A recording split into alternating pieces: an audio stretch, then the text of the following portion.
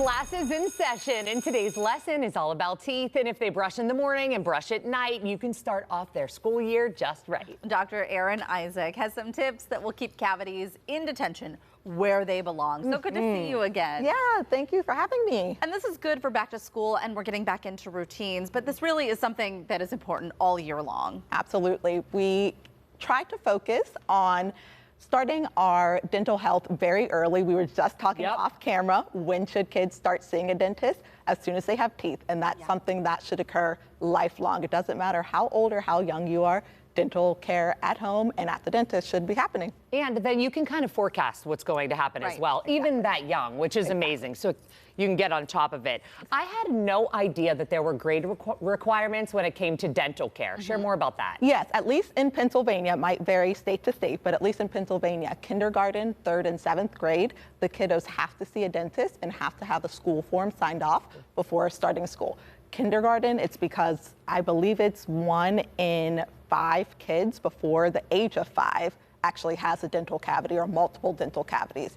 And it's one of the biggest reasons that kids miss school: dental pain, dental infection. So they're trying to have you stay on top of that so kids aren't missing school.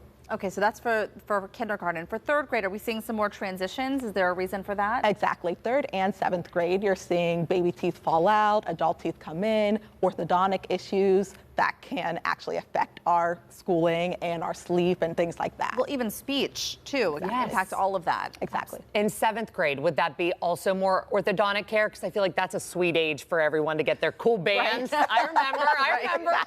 Exactly. Orthodontically speaking, and they're starting to have more adult teeth. So some things as far as care at home can change that we want to review with them as well, but definitely orthodontics at that age. We really wanted to talk about getting into a good dental routine, and you brought some props with you. Can you show us a little bit about what we should be teaching our younger kiddos, or even our older kids, if they haven't quite learned the right way? Sure. So if this is Mr. Finn, I'm going to teach you how to brush with Mr. Finn. So a lot of times with younger kids, we just want to scrub really hard. Yeah. First of all, it should be gentle and it should be little circles. You're just taking the brush in right where the tooth meets the gums. We want to make sure we're covering that area as well, but just very gently going in circles. That's why adults need to help the younger ones. Little ones are not going to be able to do circles. Small hand motion. Exactly. And they're not going to be able to get to the back teeth, which are where we do most of our chewing.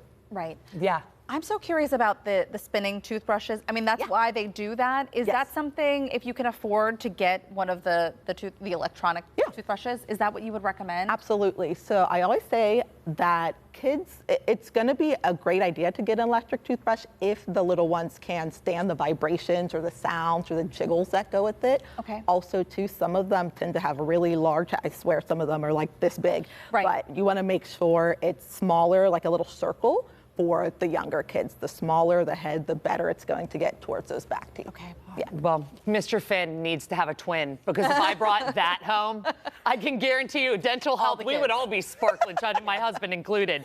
But also, how exactly are your teeth related to good sleep and good health? Because I do know, I had no idea until I was pregnant that truly your teeth are the epicenter of your body. It is. If you think about it, it's the start of both your respiratory system and your GI system. So it's a very important area.